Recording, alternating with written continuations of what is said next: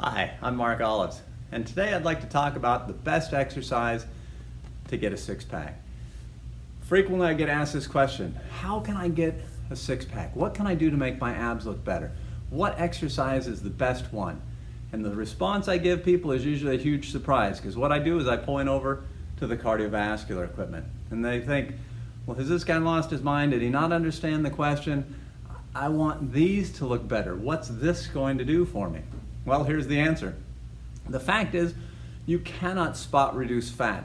So I don't care how long you work these guys, you could lay on the floor for 24 hours a day and work your abs, but if your intake of calories and your expenditure of energy is the same, guess what?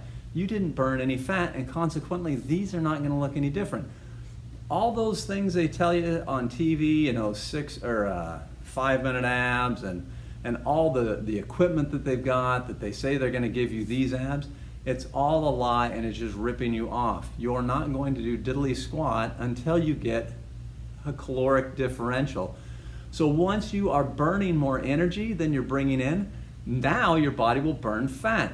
And as you burn fat, it's going to come off evenly across the whole body.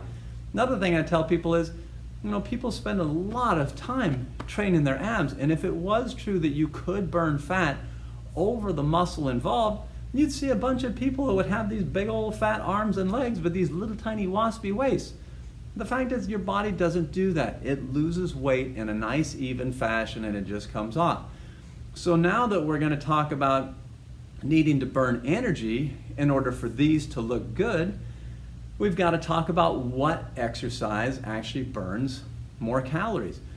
Now, the amount of energy you burn when you exercise is just a physics equation. The definition of work is force times distance. So force is related to the weight of an object.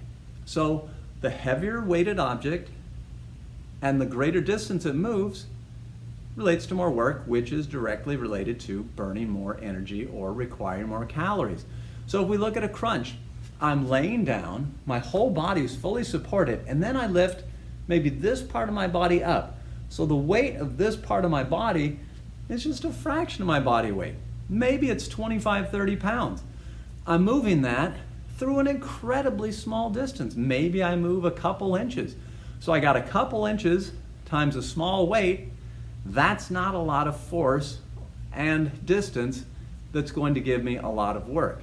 Instead, if I look at cardio equipment, and this doesn't matter what it is, whether it's the elliptical, the treadmill, the bicycles, it's all the same.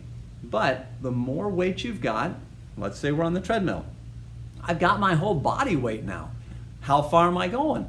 Maybe miles, not just a couple inches. I'm going miles.